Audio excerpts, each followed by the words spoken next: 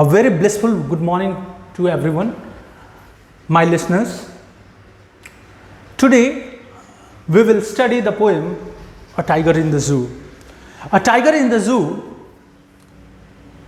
is a very emotional poem composed by George Leslie Norris, who was born in 1921, died in 2006. He was a Welsh poet, and he was awarded with many prizes in his life. He was a short story writer also. In this poem, he makes an appeal to the readers, to us, to understand the highly miserable life of a tiger who is caged, who has become a matter of public interest, and who is not living in the forest but who is living now in a cage. And this caged tiger is so irritated, so angry, that its frustration has been revealed by the poet in a very effective manner, in a very touching manner. The poet makes a contrast.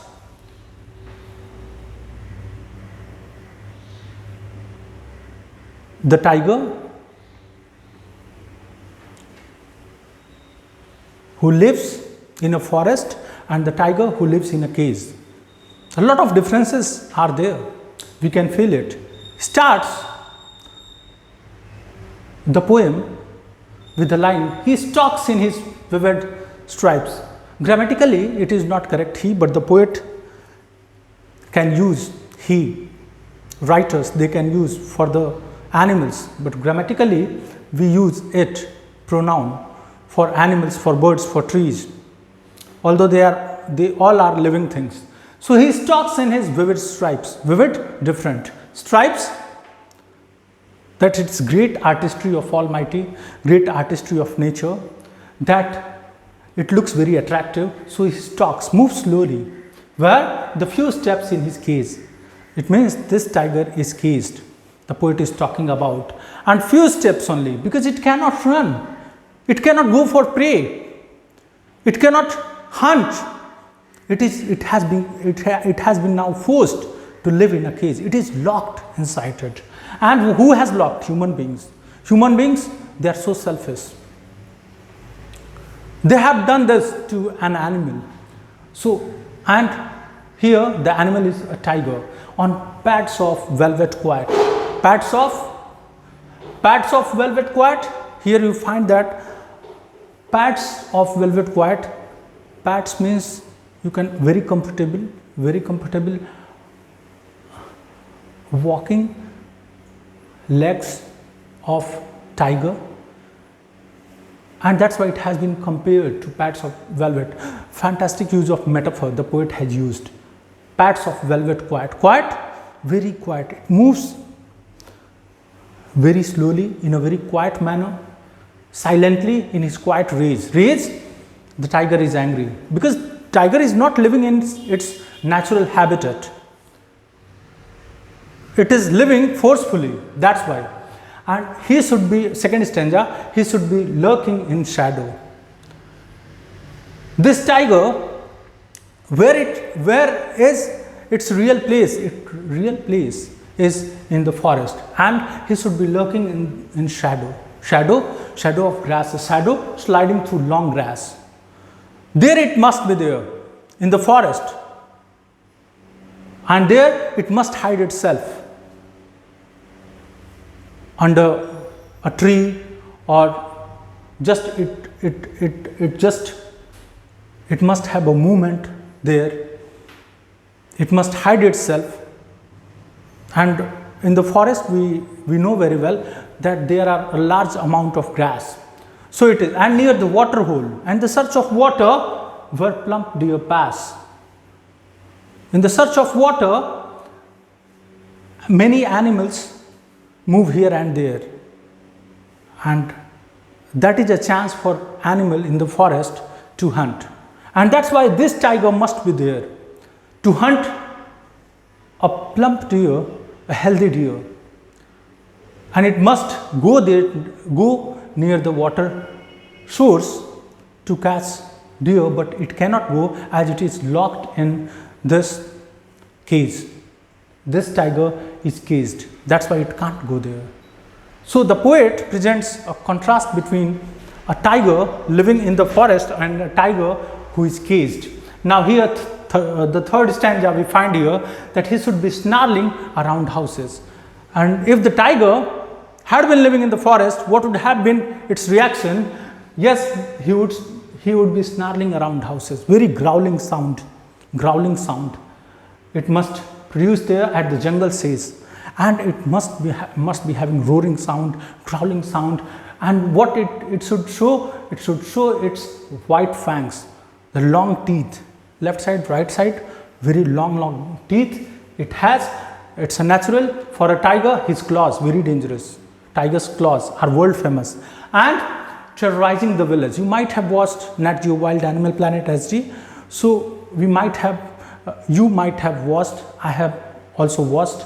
So the scene of a tiger, how dangerous predator it is. So it is bearing his white fangs, his claws, terrorizing the village, terrorizing the villagers. It must be living there.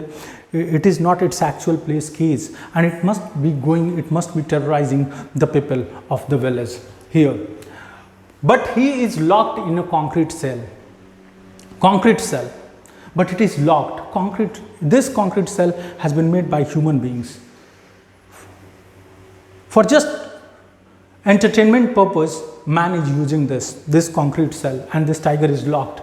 His strength behind bars, and his strength, it can't show its natural strength as it is very powerful behind bars because it is locked behind bars and stalking the length of his. It is measuring the length of the cage. It's going forward. It's then coming. Returning slowly because it cannot run, it cannot hunt, it cannot have the natural movement. That's why it is so forced. It has become so weak now, ignoring visitors. And when visitors, they visit to find a glimpse of this ferocious animal, tiger, it is completely ignoring visitors. It has no interest in visitors. And why should it take interest? Because it is not living its natural life. It is living a cursed life. It is living a life in a cage. That's why it has no interest in visitors. And then the last stanza, the poet is talking about, he hears the last voice at night. Very disappointed throughout the day. And what happens at night? At night also, it listens very carefully, hears the voice at night, where maximum time silence is there. So he hears what? The patrolling cars of police, patrolling cars moving on the road. There it listens, it hears and stares with his brilliant eyes at the brilliant stars. But only it can hear. It cannot go outside, it cannot enjoy the scene outside. So what it is doing? It is at the night, it is staring at the brilliant stars, shining stars. Why? Because it needs freedom to enjoy the life. It just is thinking that it is not able to enjoy its natural life. That's why it's a kind of prayer also, you can say that. It's just staring at the sky. It is wishing for its free life. That is not possible in the concrete cell. This is what the poet has just described in a very brilliant manner, the very forceful life of a tiger. Here, now, if we talk about figures of speech, you can find it out here, pads of velvet here. It's a metaphor figure of speech that very comfortable legs and very powerful legs of tiger like velvet, and you can find quiet rays also. So quiet rays, you can find it out, oxymoron also, it's a quiet rays. Rage is also rage, how aggression can be quiet, but it is very contrasting. You can find it out, and then you can find here, yes, figures of speech. Behind bars, fabulous example of alliteration. The sound of B has been repeated, that behind bars, and then here once again.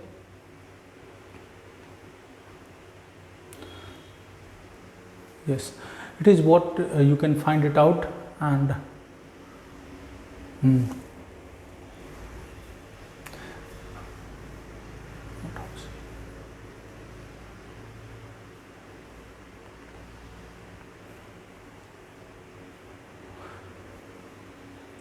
so this is what that we can discuss regarding the literary devices. We can find it out. We need to study the poem a lot. Then we can find it out. We can describe the life of a tiger, which is very miserable, and the poet is very successful when he compares the life of a tiger living in the forest and the life of a tiger who is living in a concrete cell, who is a caged tiger. Thank you, everyone.